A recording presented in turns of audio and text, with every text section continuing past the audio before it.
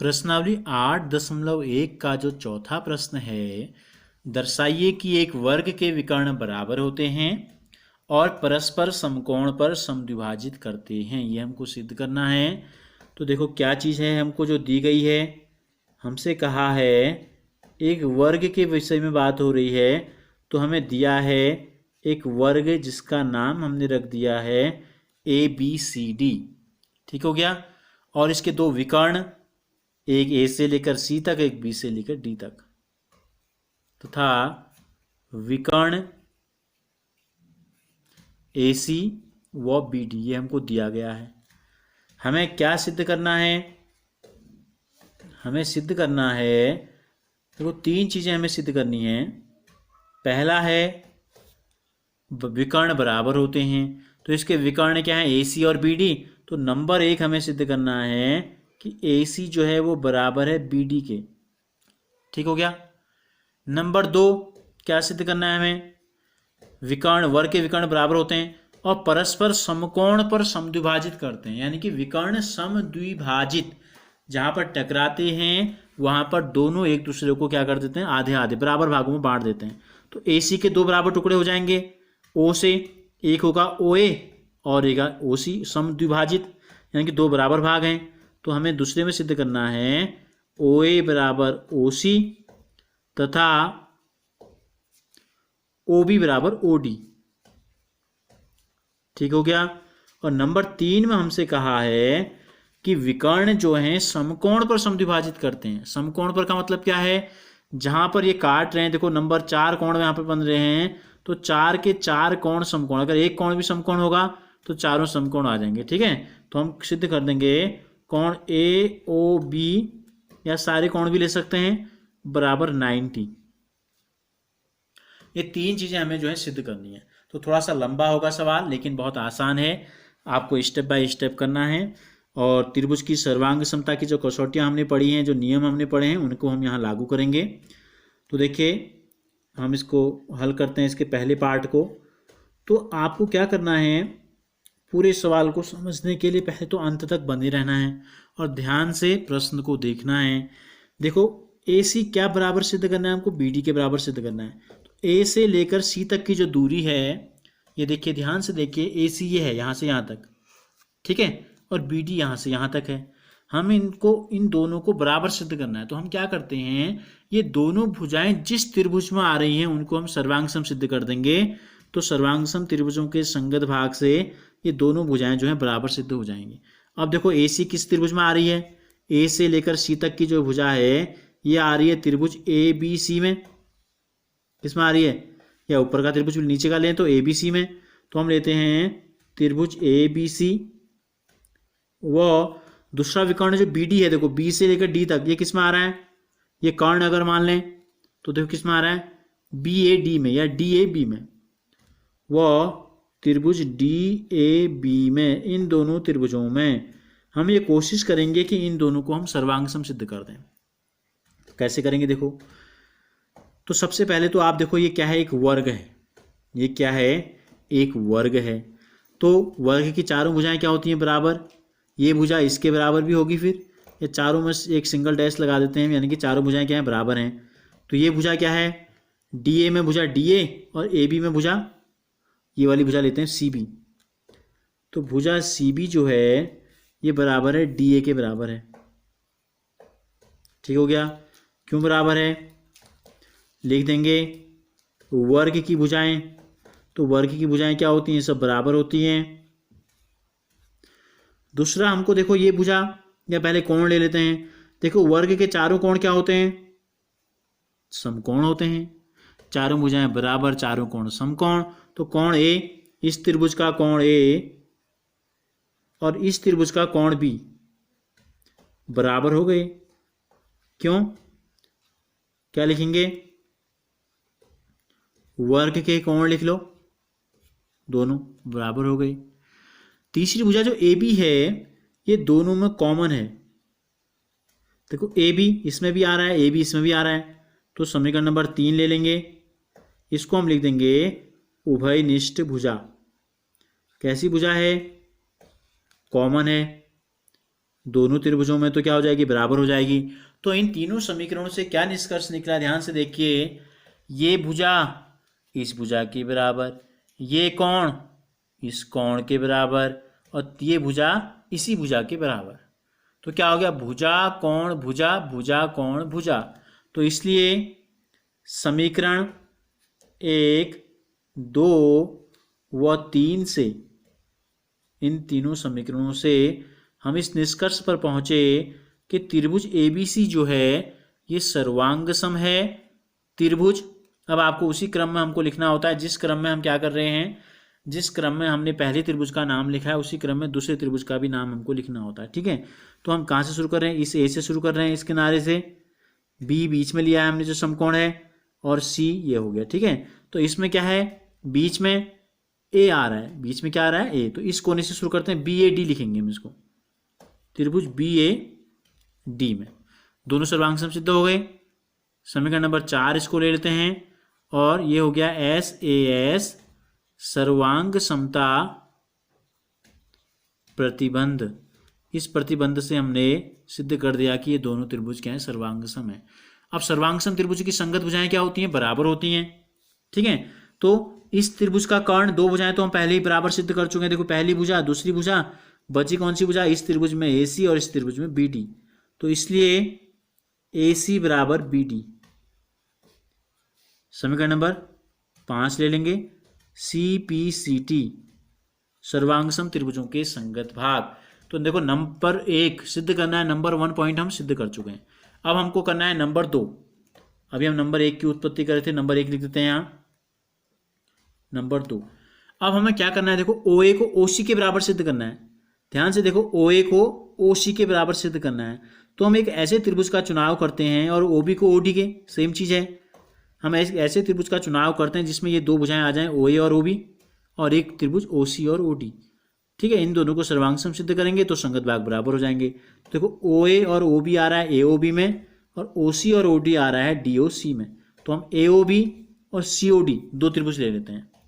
हम लेते हैं अब त्रिभुज नंबर 2 पॉइंट में, त्रिभुज AOB, चित्र भी हमको दिखाई दे रहा है यहाँ से, त्रिभुज AOB व त्रिभुज COD में, इन दोनों त्रिभुजों में क्या समानता है, देखो देख, तो एक तो इस आमने सामने के कोण बराबर हैं, ठीक हो गया। इन दोनों त्रिभुजों में ये कोण इस कोण के बराबर है, ठीक हो गया। तो क्या लिख देंगे इसको, कोण AOB बराबर कोण COD, कोण AOB बराबर कोण COD। समीकरण नंबर 5 तक पहुंचे थे, 6 लिख देंगे। कैसे कोण हैं, क्यों बराबर हैं, कारण भी हमको लिखना होता है हर लाइन में। ये हैं शीर्षाभिमुख कोण कहलाते हैं, ठीक हो गया। अब कैसे सिद्ध करेंगे और क्या तरीका हमारे पास है, देखो अब ये देखिए आप, ये एक वर्ग है, तो वर्ग को एक समांतर चतुर्भुज भी हम कहते हैं। क्यों कहेंगे, देखो ये कोण 90 है और ये कोण भी 90 है। ये दोनों कोण क्या है, 90, 90 में 90 जोड़ो तो 180। तो हमने आपको एक प्रमेय बताया था, अगर ये दो रेखाएं हैं, अगर ये दो सिंपल रेखाएं हैं, ठीक हो गया, और इनको एक तिर्यक रेखा काटती है, अगर इनको क्या करें, एक तिर्यक रेखा इस प्रकार से काटे, और इस प्रकार तिर्यक रेखा के एक ही ओर के अंतःकोणों का योगफल अगर क्या हो जाए, दो समकोण हो जाए, ठीक है, अंदर के कोण इन दोनों के बीच के और इसके इधर, तो ये दोनों रेखाएं समांतर होती हैं। तो इस प्रकार भी आप लिख सकते हैं। तो नहीं तो हम सीधे लिख देते हैं, पहले तो हम नंबरिंग कर लेते हैं। देखो ऐसे नाम लिखने में ज़्यादा टाइम लगता है। इस कोण को अगर हम मान लें नंबर 1, इस कोण को हम मान लें नंबर 2 ले लें नाम, ठीक है। इस कोण का नाम हम रख लेते हैं 3, और इस कोण का नाम हम रख लेते हैं 4, समझने के लिए है। तो अब हमको चूंकि पता चल चुका है कि AB और DC क्या है, दोनों समांतर हैं, तो कोण 1 कोण 3 के बराबर हो जाएगा। ये एक तिर्यक रेखा है और ये भी एक तिर्यक रेखा है, तो कोण 1 बराबर कोण 3, तथा कोण 1 कोण 3 के बराबर हो गया, कोण 2 कोण 4 के बराबर हो जाएगा। समीकरण नंबर 5, 6 है, 7 कैसे कोण है, इनको बोलते हैं अंतः एकांतर कोण। कैसे कोण बोलते हैं, अंतः एकांतर कोण इसको कहते हैं, ठीक हो गया। क्यों, कारण मैंने बता दिया, क्योंकि ए बी और डी सी क्या है, पैरेलल हैं। जो आपका वर्ग होता है यह एक समांतर चतुर्भुज भी होता है। तो अब एक कोण बराबर, दो कोण बराबर, तीसरा कोण भी बराबर हो गया, तीन कोण बराबर हो गए भाई यहाँ तो। या बीच की भुजा लेते हैं, डी सी और ए बी बराबर है। डी सी किसके बराबर है, ए बी के बराबर है। फिर वही चीज़ हो गई, क्या वर्ग की भुजाएं हैं तो बराबर होंगी, एक ही वर्ग की भुजा लिख सकते हैं। तो अब क्या हुआ, इससे क्या निष्कर्ष निकला, किससे, केवल 7 व 8 से। अगर हम इस समीकरण को नहीं भी लिखते तो भी इसकी कोई जरूरत हमें नहीं पड़ी। समीकरण 7 व 8 से क्या प्राप्त हुआ हमें, दो कोण बराबर हैं, इनके बीच की भुजा बराबर है। तो ये दोनों त्रिभुज क्या हो गए, सर्वांगसम हो गए। कौन से त्रिभुज, कोण एओबी सर्वांगसम, नहीं त्रिभुज एओबी सर्वांगसम त्रिभुज। अब नाम उसी क्रम में हमको लेना है। देखो ए पर कौन सा कोण बना है, एक पर एक बना है, और एक किसके बराबर है, तीन के, तीन पे क्या बना है, सी बना है। तो सी से शुरू करेंगे, ओ तो बीच में आएगा यहाँ भी, तो बचा डी। त्रिभुज एओबी किसके बराबर हो गया, सीओडी के बराबर हो गया। इसको हम लेते हैं समीकरण नंबर 9 और कारण यहां लिख देते हैं एस, नहीं ए एस ए क्या है, दो कोण और बीच की भुजा, सर्वांग समता प्रतिबंध आप लिख लेंगे आगे पूरा। ठीक हो गया। अब ये दोनों त्रिभुज जब सर्वांग सम सिद्ध हो गए हैं तो इनके संगत भुजाएं क्या होंगी, बराबर होंगी। तो ये एक कोण को छूने वाली भुजा या तीन कोण को छूने वाली भुजा के बराबर हो जाएगी, और यहां कोण दो को छूने वाली भुजा दो चार के बराबर है तो इसके बराबर हो जाएगी। ठीक हो गया। तो लिख देंगे कोण एक, नहीं क्या, ओ ए बराबर ओ सी, इसलिए ओ ए बराबर ओ सी तथा ओ बी बराबर ओ डी। समीकरण number 10 C P C T देख लो, यहां यही सिद्ध करना था हमको नंबर 2 में, ओ ए ओ सी के बराबर और ओ बी ओ डी के बराबर, ये हमने यहां सिद्ध कर दिया नंबर 2। अब हमको नंबर 3 में सिद्ध करना है कि ये जहां पर एक दूसरे को काट रहे हैं ये क्या है, यहां पर आपके समकोण बन रहे हैं, यहां पर क्या बन रहे हैं, समकोण बन रहे हैं। तो अब इसके लिए हम क्या करते हैं, देखो इसके लिए अब हम फिर दो त्रिभुज लेंगे। दो बार तो हम दो त्रिभुजों को सर्वांगसम सिद्ध कर चुके हैं, अब हम लेते हैं इन दो त्रिभुजों को, क्या लेते हैं, इन दो त्रिभुजों को लेते हैं। चित्र थोड़ा ऊपर हो गया, एक छोटा सा यहां बना लेते हैं, बिल्कुल वैसा ही। देखो हम केवल इन दो त्रिभुजों को ले रहे हैं, इतना मैं केवल इतना बना रहा हूं, देखो इतना। ठीक है, ये है ए, ये है बी, ये है सी, और हम इन दोनों भुजाओं को बराबर सिद्ध कर चुके हैं। ठीक हो गया। और ये दोनों भुजाएं भी क्या हैं, आपस में बराबर हैं। क्यों, क्योंकि ये वर्ग की भुजाएं हैं। तो इन दो त्रिभुजों को लेते हैं हम, ये नंबर 1 और नंबर 2। यहां पर ओ है त्रिभुज एओबी व त्रिभुज सीओबी में, या बीओसी लिख लें। इन दोनों त्रिभुजों में क्या समानता है, देखो ओ ए किसके बराबर है, ओ सी के बराबर है। ओ ए बराबर है ओ सी के, ये समीकरण नंबर यहां दोबारा उसी को लिख सकते हैं, ओ ए और ओ सी, समीकरण 10 से, समीकरण 10 से। ए बी बराबर बी सी, समीकरण किससे, ये क्या है, वर्ग की भुजाएं हैं। वर्ग की सभी भुजाएं क्या होती हैं, 4 की 4 बराबर होती हैं। और तीसरा ओ बी जो है, देखो ये दोनों में कॉमन है, ओ बी, देखो ओ बी यहां भी है, ओ बी इसमें भी है, तो ओ बी बराबर हो गया ओ बी। कैसी भुजा है, ये हो गई हमारी उभयनिष्ठ भुजा। अब इन तीनों समीकरणों के आधार पे देखो, इस त्रिभुज की तीनों भुजाएं और इस त्रिभुज की तीनों भुजाएं अलग अलग बराबर हो गई हैं। तो इसलिए एस एस एस सर्वांग समता नियम से या सर्वांग समता कसौटी से हम ये सिद्ध करने में सफल हुए हैं कि ये दोनों त्रिभुज, एक का नाम एओबी सर्वांगसम हो गया, त्रिभुज ओ तो बीच में आना है, ए किसके बराबर होगा, सी के बराबर, तो सी ओ बी। समीकरण नंबर इसको लेते हैं 11। इनमें हमने नंबरिंग नहीं की, ठीक है, ज़्यादा बड़ा हो जा रहा है इसलिए। अब क्या होता है, सर्वांगसम त्रिभुजों के संगत भाग बराबर होते हैं। हमको इन कोणों के बारे में बताना है तो हम इन कोणों को बराबर लेते हैं। तीनों भुजाएं तो बराबर हम सिद्ध कर ही चुके हैं, तीन के तीन कोण भी बराबर होंगे, उस कोणों में हमको इन दो कोणों की जरूरत है। तो कोण AOB, इसलिए कोण AOB हमने ऊपर लिखा भी है सिद्ध करना में कोण AOB को 90, तो AOB यहां आ गया, बराबर हो जाएगा कोण COB। समीकरण नंबर 12, CPCT सर्वांग सम त्रिभुजों के संगत भाग। अब हम देखते हैं केवल इतने में, देखो एक चित्र मैं यहां फिर बनाता हूं। देखो एक विकर्ण ये था और एक विकर्ण था ये दोनों कोण बराबर हो गए हैं। ये दोनों कोण क्या हो गए हैं, इसका नाम AOB है, इसका नाम COB है। अगर हम इसको x ले लें और इसको हम ले लें, ये भी x हो गया।